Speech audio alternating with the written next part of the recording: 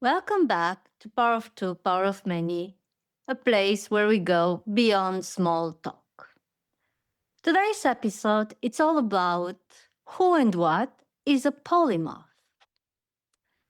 My guest today, Radu, joining us from Bucharest, Romania, proposed me this topic because, in his opinion, illustrates quite well what the members of new generation have become.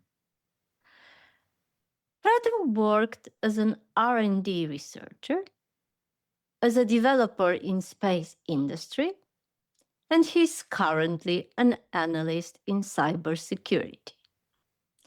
He brings together 11 years of experience across many industries to help build successful products. Welcome, Radu. Thank you for having me and for the invitation. Let's first talk about what made you become who you are today. I was always a curious person. I was always interested in finding out how things work. I think I broke a lot of things when I was a child just to see what was inside. When I was in high school, I got interested in information technology, building websites. And then I went to university to study biomedical engineering. Biomedical engineering, it's an ample field. You get medical devices, biomaterials, pharmacology, medical imaging, and bioinformatics. I liked a lot sensors and the idea that you can pick physiological signals from the body. So I did play with it a little bit. And in 2015, me and one of my colleagues wanted to build a portable ECG device. We picked up a board with some amplifiers and a touch screen. We wanted to interact somehow with the signal. We chose to 3D print a case for it, to put a battery in, and we built a portable ECG device. It was interesting because you could see in live the person's heart waves. One of my teachers recommended us to go to a conference, and in 2 months, I think they recommended us to a company that built such devices. So in conclusions, we wanted to visualize the data and also record it from the body. Wow, so nice. And where did all this take you? From a curiosity standpoint, I thought, what should I do with all this data? I mean, there's clear patterns. You could see how people react in certain situations. Would the person be interested in seeing their signals, or would they just want to see their stats or some conclusions out of it? So it brought me to the idea of processing biomedical data and also visualizing in a more intuitive way. What type of insights would a person want? We went into data processing for this, trying to leverage maybe very early machine learning models, very early. And being research and development, you could fail a lot. So you need to learn something out of every trial. It was an interesting time and we learned a lot of things. It sounds like the fun you like to have. Yes, it became, let's say, funnier the more data I got and I understood how things work. Because it was from, other than the medical information you have, it was also the technology behind it, the data packets. Would this data be good for clinical use? So this projected me into studying information technology as a master's degree. This was more like a completion of my journey in university. I pivoted quickly into medical imaging because you get all this three-dimensional data. You could see how conditions affect the brain. It was a good pivot for me, I would say.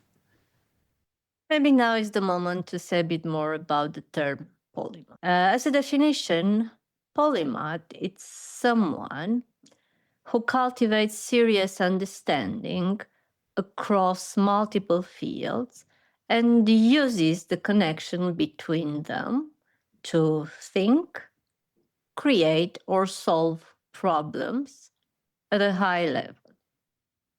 It seems that you cultivate real understanding across biology, technology, medical field, imaging. Tell me now, how all of them came together afterwards in your life. I took all the research and the papers I wrote for medical imaging and I pivoted in a research project for microscopy. So instead of interacting with a brain or a CT scan, you could interact with a cell. In a live scan from a cell using a super microscopy image, it's the same as an MRI. So I did take the stuff that I built with all the data and the information behind it, and I pivoted in different areas. I try to make the data accessible to people. Like you present a case, you could also have it in VR and see this 3D representation of a scan. Tell me more about data. I usually like to understand who needs what data. Let's say you have a product that creates a huge flux of data. Would a person that creates this data would also be important, and a person that consumes this data is also important. I usually like to see it as a circle: who produces and who consumes, what goes in, what goes out. Sometimes it is a dialogue. The person that consumes tells the person that produces what to, and then they are interdependent. That's how I arrived at this conclusion. Whether it's a device, whether it's a doctor, whether it's cybersecurity, intelligence, it always matters who produces and who consumes this data. Who is it for? Then you can tell a story for the right person. Also, telling stories with data, maybe it's not real-time physiological signals, but it could be threat intelligence, bad actors having campaigns against your company. It's a very similar way of monitoring what went in, where, and how it went out. So that you can leverage all this experience if you understand how to build bridges. The Polymath focus more on building bridges. So as a polymath, you studied and you have a scientific background. Then you move into a different field and you realize you can leverage many of your skills in a new field. Data is present in everything from the aerospace industry to mining to social media. Everything can be seen as data. So you take data visualization, writing reports about certain subjects. Understanding your core audience is also an important factor, because when you are in the medical field, you have patients, people are concerned. Then you move into a company that needs to sell a certain product. So certain executives are concerned, certain analysts are concerned. So you need to somehow have an empathy towards people and understand their stories and what makes them tick. That's how I see building bridges, not just the core knowledge, but also the way you can value it in different places. And how can you build a great product? Compassion, but it goes a long way. In what way? It forces you to understand that the situation of the other person. Sometimes you can put yourself in their shoes and see what you could have done. Then you go to work. Let's say you're marked by their need. You understand what their issue is. Somehow it forces you to do something better. Let's say you initiate a different way of building things. Could you give us an example? I had a talk about democratizing data in the space industry. I worked for the European Space Agency for a little bit more than 2 years. I had to collect data from different departments and to help them understand some of the pains they had there. But the people who produced this data did not understand. They just took it for granted. When you democratize things and processes, people have first ownership of their things and they're happier when it's something successful. There's not something that goes through you and you don't care about it. When you democratize it, is more everybody is in charge of their own piece of the pie, and then you create this dialogue. How would you see things? That's how you build a successful product. It takes compassion to ask everybody at the table for their input, and it forces you to understand where they're standing. It doesn't matter whether they use this technology or that, whether we're building the AI or not. I think it's about communication between people. So it's another bridge, but it takes you to understand what an engineer wants. I have 30, 40 incidents. I need to fix them. I don't have time to debate. All right, make the proposal, shorter and tailored to his needs. It forces you somehow to understand where everybody is standing at. And if you democratize a lot of processes, it's easier because it forces you to communicate on both sides. That's why I'm saying, yeah, building a good product requires compassion. And I'm not talking about the infiniteness of it. It forces you to understand the other perspective and to work with it. Whether it's a doctor, whether it's a subject or a patient or a researcher who has many papers, needs data, who should ask for the data? How should I ask for it? What do I do? Do I need the whole data or do I need just a section? Maybe they cannot offer me the entire study, but they can offer me something that I can leverage. So that's the whole idea. Spanning multiple fields, taking this knowledge, trying to, let's say, mold things into a certain way. Yeah, I also think compassion is a human characteristic, so it might differentiate us quite a lot from artificial intelligence. I have a saying. I had this debate, I think, last summer with one of my friends. He's a serial entrepreneur, and we agree that AI will not replace us because it does not have the ability to understand feelings and nuances between people. We're not built for very strict processes. We're built to relate to one another in one way or the other. That's how we work.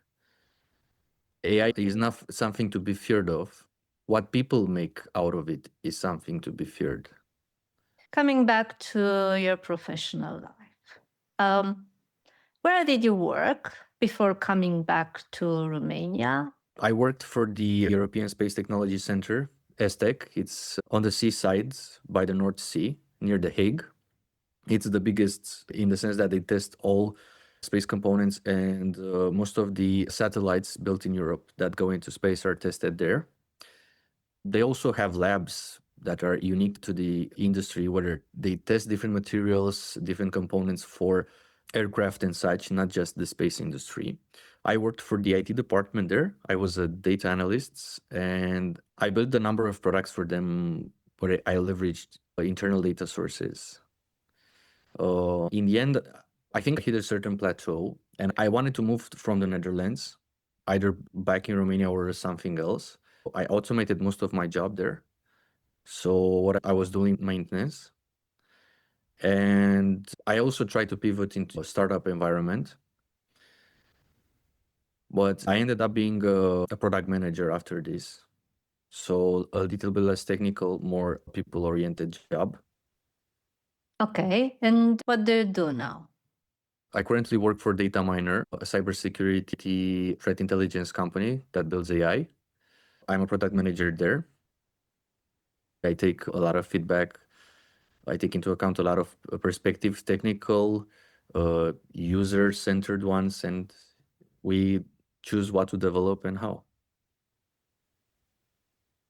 Maybe another day we'll go more into details about this because it looks like a current matter to be considered. And I'm curious what's going to happen. Thank you very much for bringing this topic. I hope we made people curious to discover what Polymath is. I'm really glad you've been here with us. Thank you for the invitation. It was a pleasure. Thank you once again. Thank you, everybody, for being here with us. As usual, Power of Two, Power of Many brings people with passion who want to share their ideas, their discoveries, to help us broaden our horizon. Stay tuned and see you soon.